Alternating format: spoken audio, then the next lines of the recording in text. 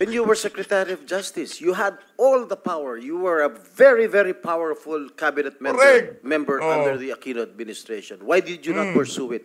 My question lang, Senator De Lima, bakit hindi kayo nag-file ng mga kaso kung talagang naniniwala po kayo na meron ho talagang death squad?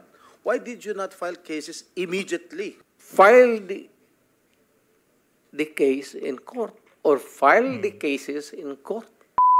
Dito sa video na ito mga kababayan, papanoorin ho natin kung paano gisahin nitong si Senator Jinggoy Estrada, itong si dating Senadora Leila de Lima. Ang problema ko kasi dito kay dating Senadora Leila de Lima, pinangungunahan pa ho niya ang komite kung anong magiging findings nila. Kung meron nga bang DDS o walang DDS, huwag mong pangunahan. Pinipilit ho niyang ipasok itong si Matubato at Las Cañas. Kinasuhan ng perjury yung mga yun eh.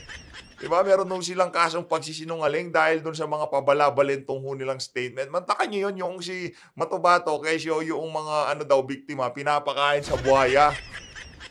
Pero bago yung mga kababayan, isang like at isang subscribe. Masaya na ho tayo dyan at sa mga gusto sumali sa ating community, yung join button nasa baba. Ayun na nga mga kababayan, umpisa na ho natin to. Continuation ho ito ng naging pagtatanong nitong si Senator Jinggoy Estrada. Napakahusay. Panurin ho natin. Yun, tuloy ho natin. What's the pleasure of Senator De Lima? Just one or two sentences, Your Honors. Yeah, please, go ahead. We all heard from the horse's mouth that there are indeed death squads and pointed to certain former PNP chiefs or chiefs of Davao. These are very clear. Davao Death Squad to liquidate criminals are suspected. Ito si Jokno, inaantok na eh. Pero pansin ko lang ito parang yung ngipin nitong si Jokno parang pinag-grinder ata niya. Hindi nakita dati ko kasi pagka naka-normal yan, nakaganyan pa rin yan Kahit naka-normal siya, litaw ho yung ngipin niya. Pero ngayon in fairness dito kaya Shell Jokno, yung ngipin niya hindi na nakabalander sa harap niya. Ayos. Criminals. Inducing, encouraging, and prodding people to kill directly or indirectly is not part of the duty of an executive official, whether it is mayor or president. Malinaw po, yung Davao Death Squad andyan. Marami pong sinabi dyan tungkol sila Matubato and Las Cañas. And Colonel Garma has confirmed that there is such a group, only that they are covered by code of silence. Hindi po madali talaga ang kumuha ng mga pag-aamin sa mga police officials na sila ang mga inutusan para pumatay.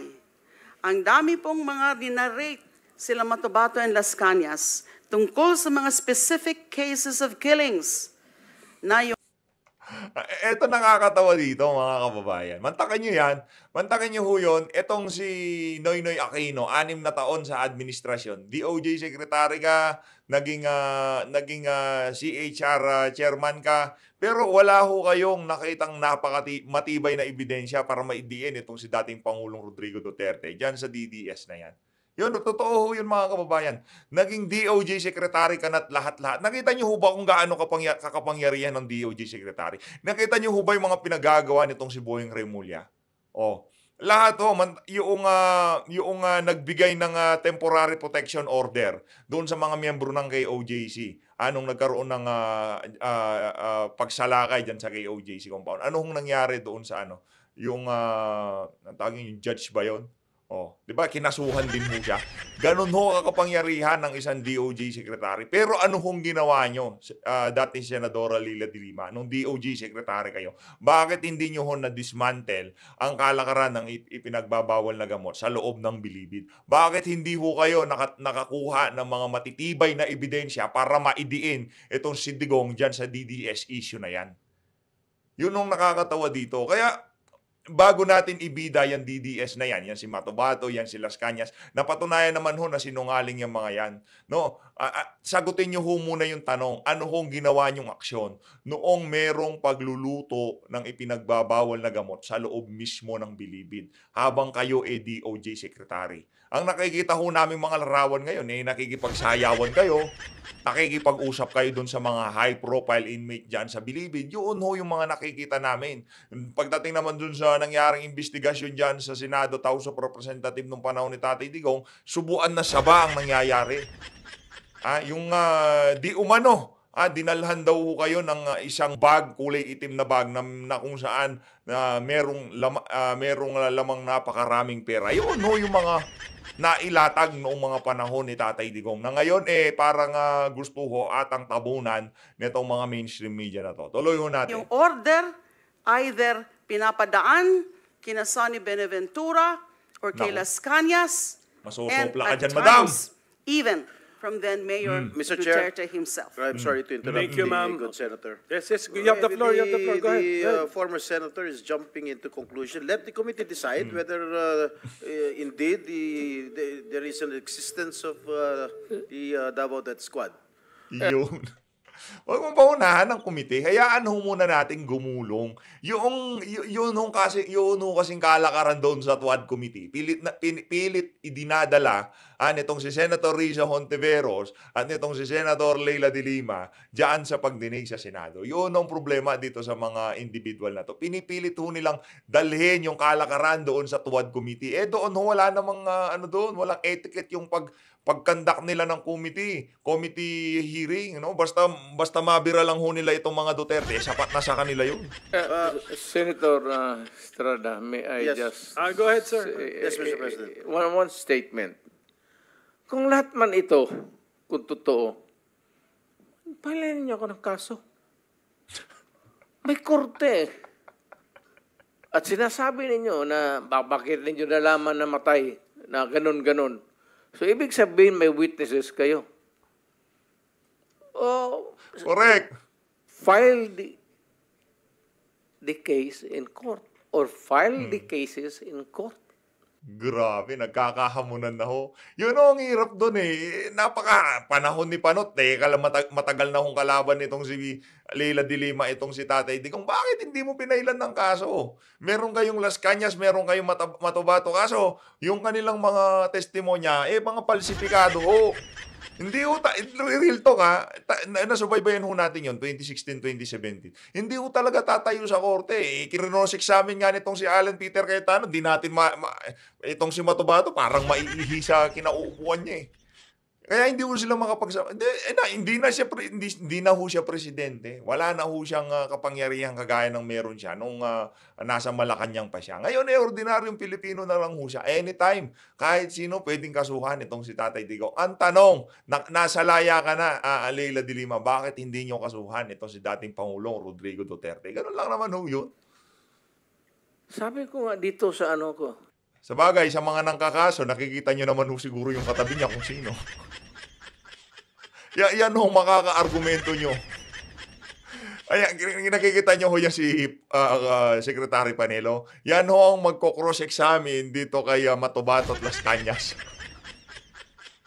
Sa tingin nyo, saan pupulutin yung dalawang tao na yun, yung mga testigo nitong si Leila de Lima? Saan ho pupulutin itong si Las Cañas at Matubato? Kung sakaling i-cross-examine ho sila nitong si dating Presidential Legal Counsel, Salvador Panelo. Napakahusay ho niyan. Abogado ho yan ng mga artista. Hindi naman, yung kalibel ho niyan, parang si Attorney Ferdy Topacio. Mga ganyan ho yung level nitong si Attorney Panelo. Kumbaga sa mga abogado sa Pilipinas, sila ho yung mga nasa top notch nga. Pagka mag-hire ka ng abogado, sila ho talaga yung mga mahuhusay.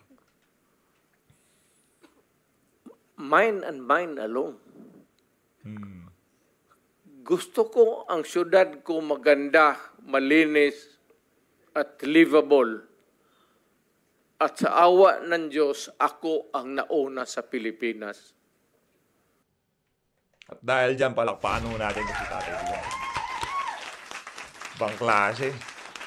Yun, sabihin nyo na lahat ng gusto nyong sabihin, pero hindi yun matatago ng katotohanan na ang Davao, one of the safest city in Southeast Asia.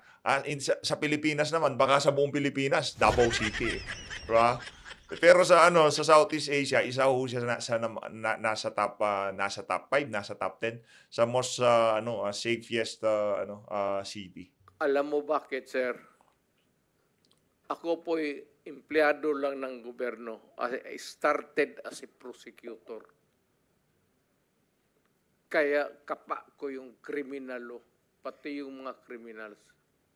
Galing, no? Grabe. That is why, Mr. President, I was asking during my line of questioning a while ago, addressed to former Senator De Lima, why did she not file cases? Yeah, She yun. was the head of the Commission on Human Rights. On human rights. She investigated, allegedly, the DDS, if there is a right term for it. She did not file any cases. You were present, Mr. President, when I think when Senator De Lima, or when she was the chair then of the CHR, you were present during the investigation, if I am not mistaken, Mr. correct. President. Yes, sir. And the president, when I asked him, denied that there was an existence of the Davao Death Squad. My question lang, Senator De Lima, bakit hindi kayo nag-file ng mga kaso kung talagang naniniwala po kayo na meron ho talagang death squad? Why did you not file cases immediately when he was Correct. still a mayor? Yes, Your Honor, nasagot ko na po yun. Hindi mo nga Dahil sinasagot yung mga pwede maging witnesses ay Paano mo sa hindi mapanggang ngayon kami nga dito sa PHFT nagtatanong din kami. 'Di ba? Naging CHR ka. Oh, bakit hindi mo sinasuhan itong si dating Pangulo Rodrigo Duterte? Panahon ni Panot, ano ka noon? Oh, DOJ secretary ka. Oh, bakit hindi mo kinasuhan? Yung pag-alis nitong si GMA sa Pilipinas, paglipad niya, napigilan mo yung pagkaso kay Digong, hindi mo magawa. Anak ng toka, oh. willing, Anak ka ng teteng. takot pa na mag-testify against the former mayor. All right. O ngayon, di na siya presidente. Kasuhan nyo na. Anak ka ng You were teteng. Secretary of Justice. You had all the power. You were a very, very powerful cabinet Correct. member Oh. under the Aquino administration. Why did you not pursue it? Because at Correct. the time, wala na nga hong nagiging resulta ng mga nagiging investigation din. Anak ka ng teteng, ibig sabihin, mayroong problema. Wala talagang kaso. DOJ secretary ka, kakasuhan mo lang tong si Digong, di mo makasukasuhan kasi walang ebidensya. Because again, Madam Chair, mahirap Madam kunin- Chair, Madam Senator, you were a very, very powerful member of the cabinet during the Aquino administration. You had all the resources. You Correct. had the NBI at your disposal. Lahat ng mga Lahat. government agencies were under your disposal. You had the ear of the president. Bakit hindi kayo nag-file ng kaso laban kay Mayor Duterte?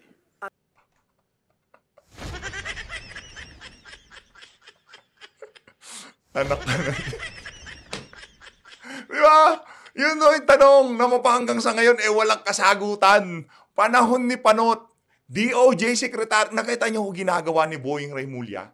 Lahat ng pwedeng kasuhan, yung pronouncement lang ni VP Sara na hukayin ko, tatapong ko sa West Philippine Sea. Hahanapan ng butas ng DOJ para makasuhan itong si VP Sara. Pero itong si Leila de Lima, nasa kanya NBI, nasa kanya lahat, PNP, pwede niyang kausapin. Administrasyon sila eh. PIDEA, pwede nilang kausapin. CHR, magtulong-tulong sila para kasuhan si dating Pangulo Rodrigo Duterte. Bakit hindi niyo kinasuhan? At that time, the relevant, real evidence, testimonial evidence, wala pa po sa aking disposal. Although I did try, yung sinabi ko po kanina, na rinifer ko na muna sa NBI. So, kaya lang, yun ang naging report, binalik nila sa akin. Now, they're trying, pero nahihirapan din sila na i-access yung mga witnesses. Mr. President, Kayo, Mr. yung Chair. sinasabi po kanina ni former President Duterte na Davao is the safest city, I think that is belied.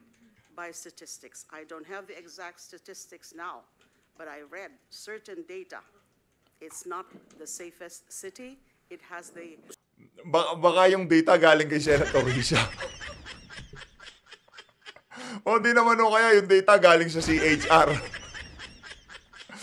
Yung mga nasa karatig bansa natin, kasi yung mga minsan, yung kunyari, yung mga turista, tinatanong ho yan eh. Ano ho bang experience nyo dito sa lugar na to? Yung mga mga website, kumbaga yung nagsasurvey sila. Yung mga third party, yung mga gobyerno, di ho tayo naniniwala minsan sa mga ganyan eh. Minsan may bias yan.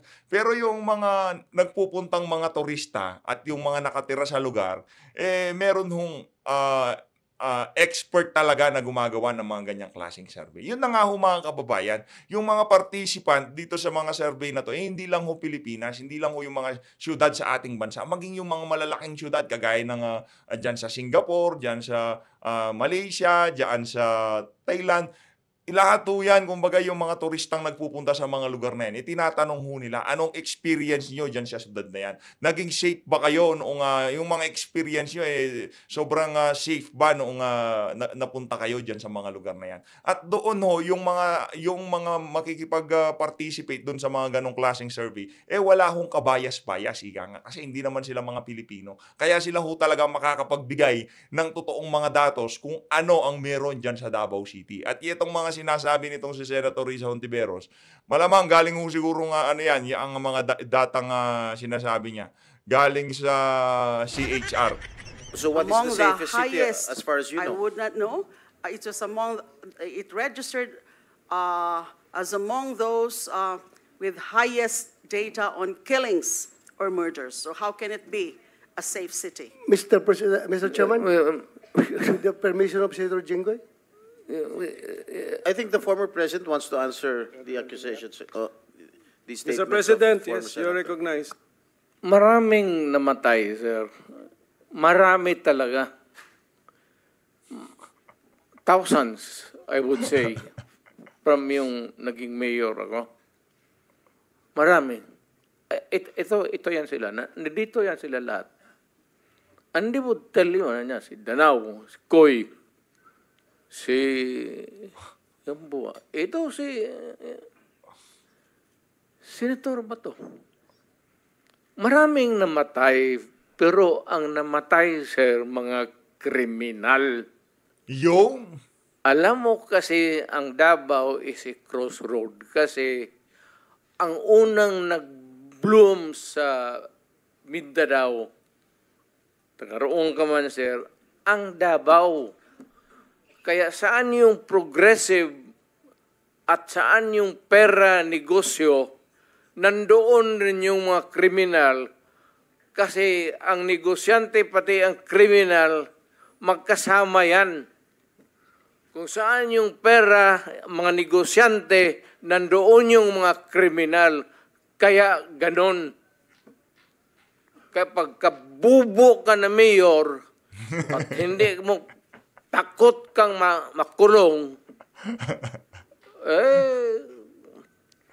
ako, di makulong, di makulong. I can make the confession now, if you want. Mr. Chair. Talagang niyayari ko. Pero wag mo naman, mga pulis kawawa naman. Meron akong death squad. Pero hindi yung mga pulis. Sila rin yung mga gangster. Yung isang Mr. Chair. gangster, utusan ko, patayin mo yan, kaya kung hindi mo patayin yan, patayin kita ngayon. Bakit mo isakripisyo yan sila? Alam mo, sir, ganito, ha? Mabutit na lang nandito, if you give me time. Ang pulis, sir, kawawa. Hindi mo alam, ito, nandito itong mga... Pag ang pulis na pahilan ng kaso, sir, suspended yan. Wala correct. ng pagkain yan sa... The day that the suspension is issued, that day, ang pulis wala ng pagkain, ang mga pamilya nila wala ng pera, ang mga bata wala ng pamasahe, hinto lahat. Paralyze ang pamilya ng pulis. Hindi ninyo alam yan. Kaya may kaibigan kayo ng pulis, tanungin ninyo. Yan ang buhay ng pulis. Grabe, Kaya no? protektado ko yan sila. Pagka in the fulfillment of duty, sabi ko sa kanila, magpakamatay ako sa inyo. Pero pag nag-abuso kayo, nagpatay kayo ng tao, nag-hold up kayo, nag-kidnap kayo, putang ina, ako mismo ang papatay sa inyo. Mr. Huwag President, kayong Mr. magpahuli. President, okay, ako muna may tanong. Kasi medyo nalito rin po ako. So, ibig niyo sabihin, gusto niyo proteksyonan yung police, ayaw niyo silang gamitin sa maipit sila kasi kung masuspend sila, kawawa pamilya niya. Tapos nabanggit niyo, may sarili kayo ngayong tinayo na hit squad. Is that what you're trying to tell us? Para Pati itong si Coco nalilito na. Ano ba talaga, Tatay Diggs? can we be very clear? Hindi naman death Salitang, salitang, ano po ito? Salitang diretso. Opo. Hindi naman death squad. Basta alam ng tao sa Davao na nandyan ako at magkamali ka and you commit a heinous crime at walang mapuntahan yung agrabyado, ako yan.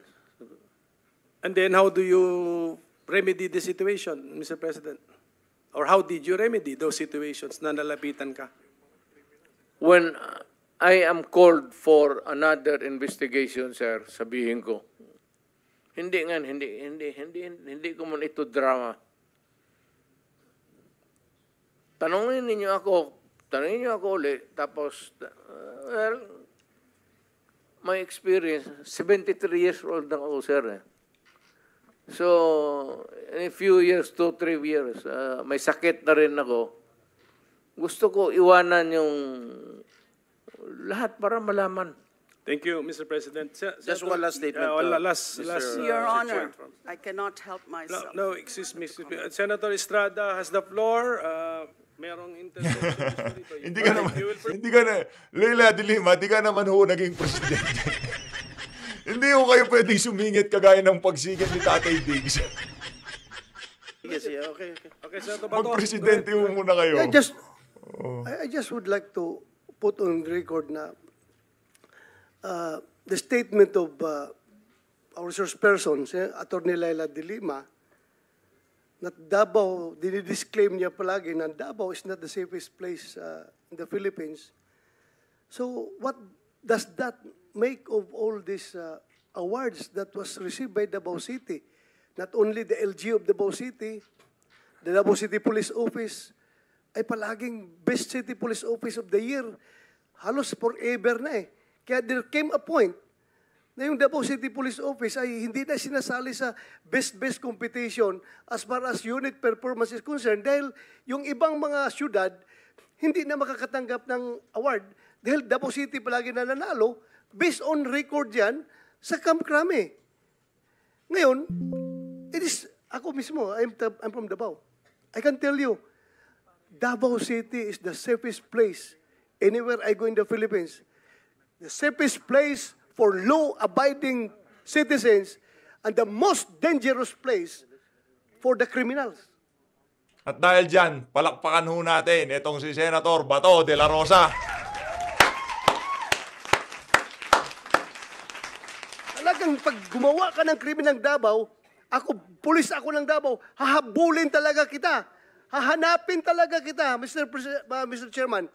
Pag ikaw gumawa ng krimen sa aking syudad, hahabulin talaga kita. Kaya po, Mr. Chair. Mr. Chair. para pagbigyan. Alam na alam mo pagka meron sumisingit na parang naipit yung ano eh. Ay, Mr. Chair. Si Risa yan. Sige po. Okay lang? Okay na, sige. Okay lang, Just okay lang. last statement before I sige. wrap up, That- before I give the floor to Senator Risa. I just would like to put on record the statements made by former Senator De Lima. During the investigation here in the Senate, during her term when she was still a senator, wala pa rin nakitang ebidensya tungkol dyan sa mga DDS na tinatawag. Nung CHR chairman siya, wala rin nangyari sa mga investigation at wala pa rin nakitang ebidensya. Nung secretary siya ng DOJ, which is a very very powerful cabinet position, wala po rin Correct. siyang mga nakitang ebidensya. At hanggang ngayon, yun pa rin po ang sinasabi niya, wala pa rin gustong mag-testify, wala pa rin siyang kinakasuhan. So I think that is a matter of incompetence, Mr. Chair. Thank you.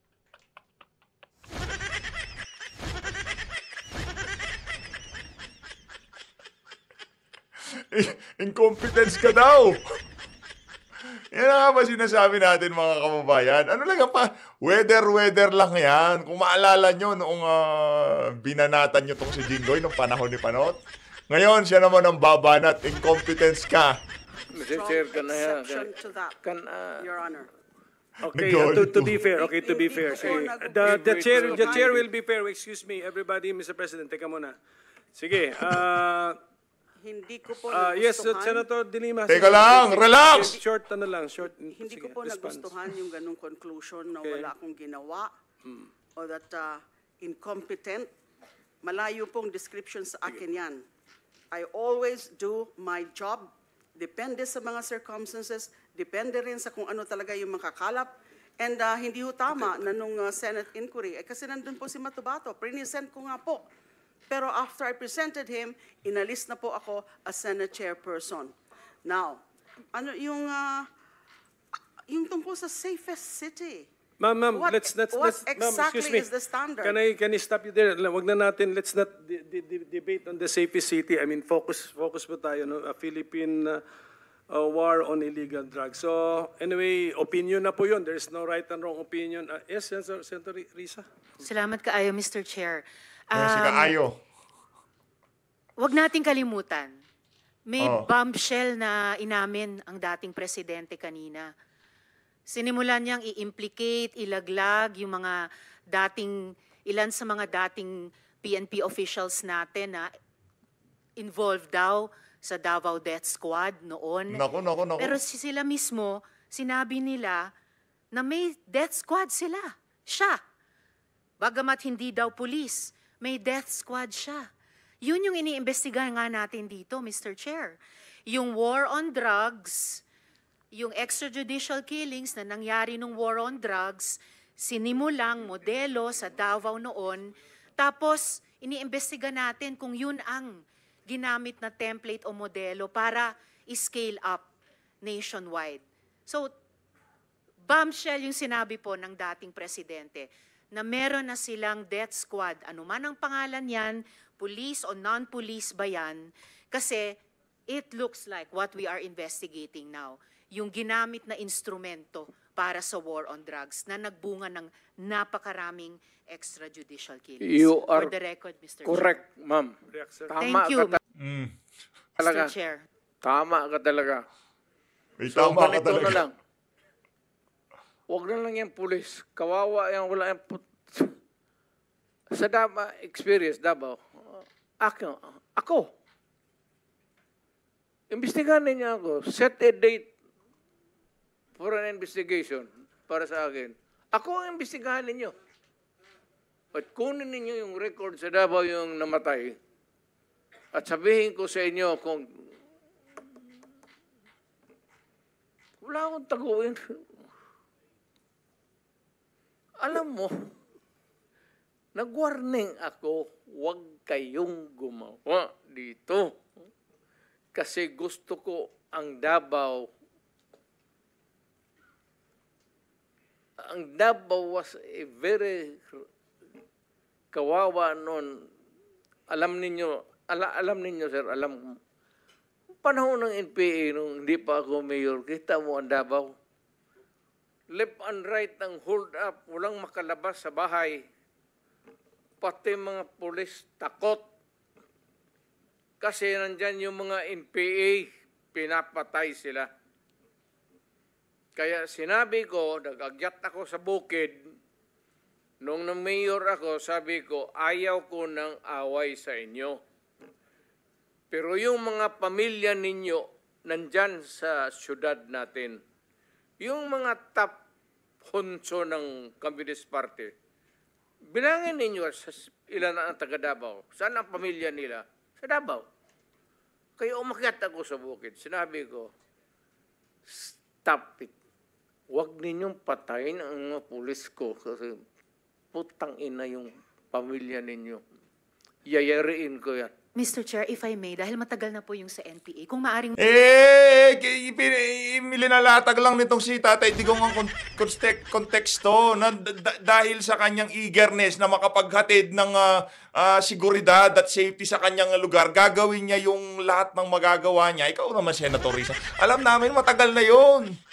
Naiintindihan namin na matagal na yun. Dekada na nakalipas doon. Pero pinapakita lang ng matanda na gagawin niya lahat para maprotektahan lang yung kanyang mga nasasakupan. Totoo naman, Senator Risa. Mag-follow-up question ako sa dating presidente Go ahead, ng Mr. Chair. Death Squad. Mr. Chair? Salamat Go ahead, kaayo, Senator Mr. Risa. Chair. Kanina, sinabi nyo there were 7 people dun sa inyong self-described death squad. Ano po yung mga pangalan nila at paki-describe yung structure ng organization na sinet up nyo, yung death squad na iyon? Yung death squad ko?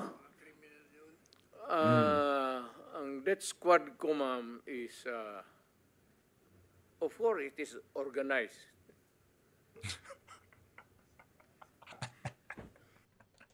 Gusto niyo ng lokohan, ha? Sige, isa na.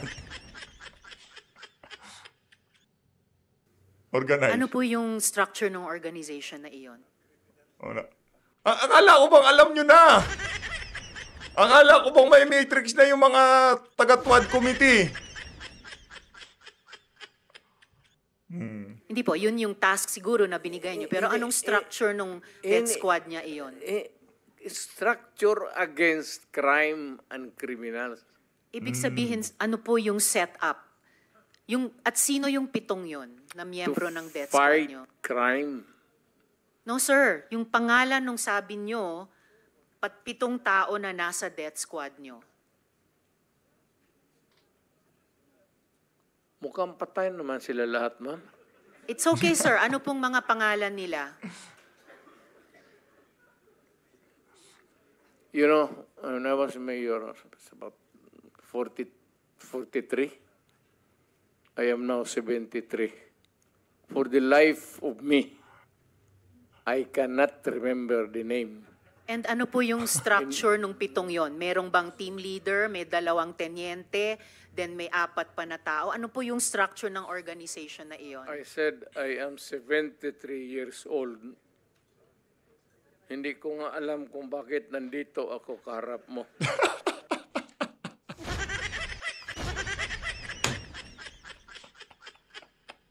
Hindi na rin natin malaman kung bakit sinasabi yan ni Tatay Digong.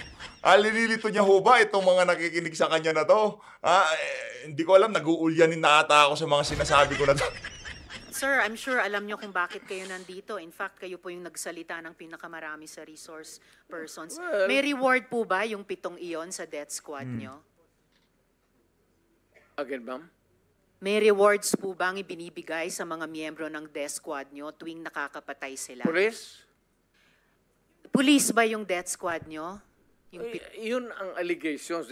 Hindi po, yung sinabi nyo kanina. Huwag tayong lumabas dyan. Hindi po ako lumalabas. May ibang lumalabas. Yung Dito sinabi tayo po sa- ninyong ang death squad, pinag-usapan may dito rewards po ba yun? is centered sa police na sinasabi na binabayaran. No, sir. Pina-follow up ko yung sinabi ninyo. Ay, yung civilian? Unprompted.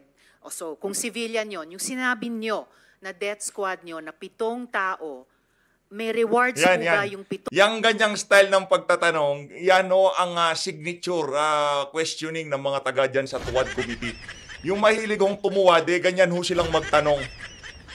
Yung taong iyon, kapag nakakapatay sila. Ay, hindi, ma'am. Mayayaman yung mga... Maraming gago na mayaman sa Davao. Hindi Ano pong okay. koneksyon ng mayayaman sa Davao Gusto dun sa pumatay miyembro ng ng mga death kriminal. squad? Because Ibig they sabihin- want their city to be safe. Nagbibigay sila, yung Because mayayaman, ng they want reward sa business to death thrive. squad? Yes, sir.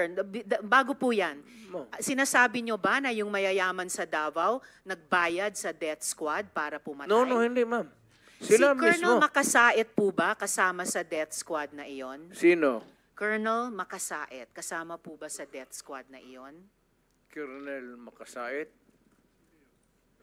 Ma'am, alam mo, sa totoo lang, mahabang istorya to. It's okay, sir. Maikli lang sana Pero kung ang sagot. problema, ma'am, patay na yung tao. Si Colonel Makasait ay patay Ayaw na. kung marami. Police officer in the police department. Pero patay na yung tao. Okay, sir. May Huwag mo rewards akong po ba sila? tanungin kung anong history yung tao na yan, patay na. Okay. May rewards po ba sila, yung mga miyembro ng death squad nyo? Sino? Ako? Magbigay? Yung 7 miyembro, kung sino man ang nagbigay, may rewards ba sila kapag pumapatay sila? Walang reward, ma'am, kung Walang police rewards. yan. Lalo Hindi ng ho. police. Bakit Wag- ako magbigay ng reward sa mga... Paiba-iba, hindi po. Trabaho Paiba-iba po nila yung yan. sinasagot nyo eh. Hindi ko tinatanong yung mga pulis. Tinatanong ko po yung mga miyembro ng death squad nyo. Ah. Binabayaran ba sila kapag nakakapatay sila? Wala. Wala. Okay. Kita nyo yung si Panelo. Kita nyo si Panelo, napaka-relax lang ho niya. Meron lang ibig sabihin yan. Iniisip po siguro ni Panelo, pag nagkamali ka dyan, lalamunin ka ni Digong. Sige, tanong ka lang ng tanong, Risa. Tingnan nyo, napaka-relax lang yan. Wala man nga lang siya reaction, tatawa lang Libre siya. lang yung May I remind the pagpatay. Senator, this is just an intervention. Yeah, I'm sorry. We have to I follow- apologize, we have Mr. to Chair. follow the Yes, order. I Please, submit, please. Mr. Okay. Chair. The time for Senator Estrada has expired. Senator Villanueva for just Mr. an Chairman, interjection. Mr. Chair. Mr. Chairman, I've been here for more than 4 hours, and according to the ground rules set by the chairperson himself, we will be staying here only until 4 in the afternoon. So The latest. we only have about 38 minutes, and I'm the only senator who did not make any opening statement. And just to expedite the deliberation, Mr. Chairman, may I just be allowed to move that my opening statement be inserted into the records? Comsec, please. Please For- accommodate yes, Senator Yes, Villanueva. Mr. Chairman. And let me just state for the record, Mr. Chairman, our consistency in this particular issue, Mr. Chairman. Since time immemorial, we have been very keen and very serious in our intention to address the problem of illegal drugs. And that is why war on drugs per se is a very noble intention, worthy, Mr. President, Mr. Chairman, of our support, yung war on drugs.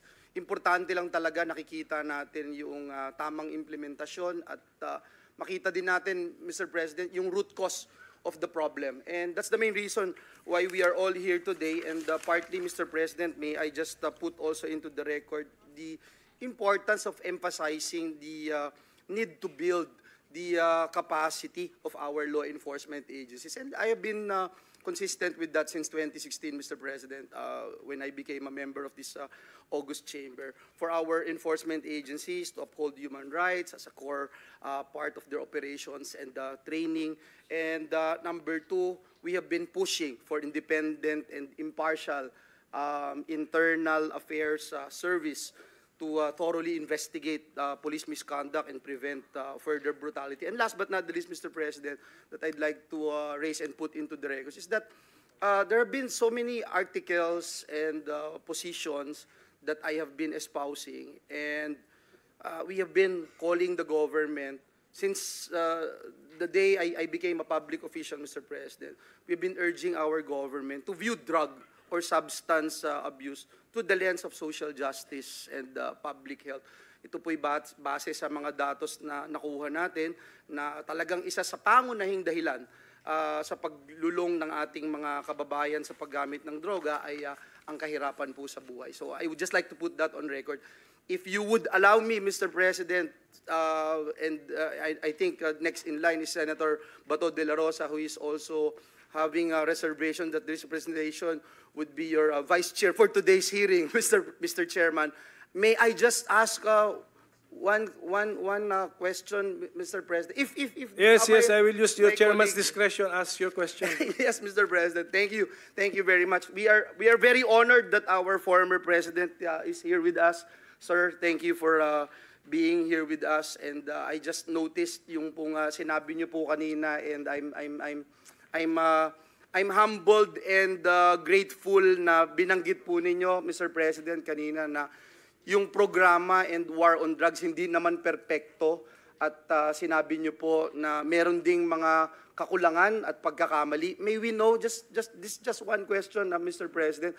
Kung kayo po yung tatanungin, Mr. President, ano po yung mga binabanggit niyo po kanina na hindi perpekto, may mga mali po, at ano po yung gusto niyong ibahagi sa amin bilang mga legislators to address these concerns, Mr. President?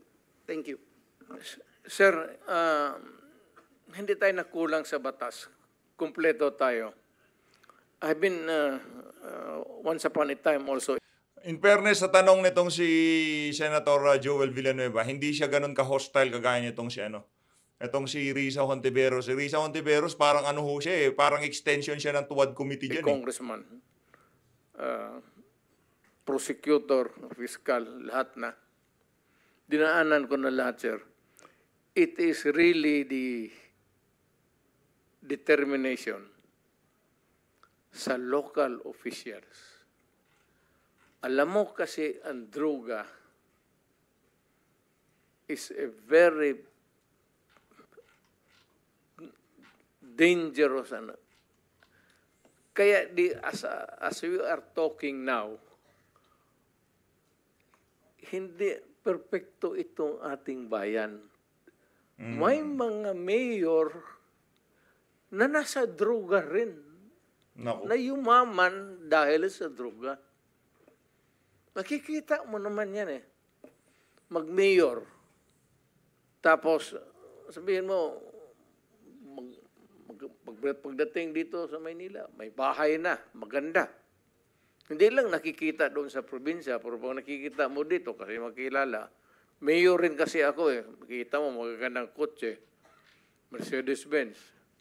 Hindi nga ako nakahawak ng tanginang kotse na yan. Makikita mo, maraming, sir, may problema tayo sa droga. Alam mo kasi ang droga, pera. Madali, kaya pumasok lahat, pati pulis. Lahat, it permits the entire fabric of our society. We are talking here of extrajudicial killing, but there is more to it than you look beyond. Kasi it's not really in the killing. Madali yan, sir. Madaling isulbad. Only, sabihin lang ng presidente na sa mayor. Mayor, lahat kayo, tawagin mo mayor. Ginawa ko yan. Tawagin ko, tapos mag-isang order. Tawagin ko sa Malacanang noon. Kinulong ko. Tapos magsabi ako, ganito ang gusto ko. Kaya, pero ito ngayon, sir, maraming mayor na pumapasok sa droga. Kasi nga, pera. Easy money, easy money. Kailangan nila ng pera para maganda yung buhay, para sa kanya, pati mga anak, pati looking forward to fund the next election to stay in power. Ganon ang kultura ng Pilipinas. Hindi lahat. Maraming mayor na matitino. Pero marami dyan pumapasok sa droga or they are on the take for the money. Kaya tignan mo lang, kung hindi doon sa kanilang probinsya, dito mo tignan sa Maynila. Kasi ako, mayor kasi ako, marami akong kilalang mayor. I cannot talk about the governors. Yung mayor lang, kasi may mayor, siligman kami. Kung makikita mo lang paglabas ng patatawag kami sa Malacanang. Pag nabasa niyan, tinitignan ko lang yung mga kotse lang nila. Mercedes-Benz, gano'n. Hindi naman ako nagmilit, pero ako, sorry, Joseph. Thank you, Mr. President. Mr. President, yung binanggit niyo po, no, Ayun na nga mga kababayan, abangan nyo na lang ho sa susunod na video natin itong continuation na to ng pagtatanong nitong si Senator Joel Villanueva. Dito na una tatapusin ang ating itong ating reaction video. Maraming salamat to sa mga nag-like, nag-share, nag-subscribe. Mag-ingat ho kayong lahat. Mahalin natin ang Pilipinas.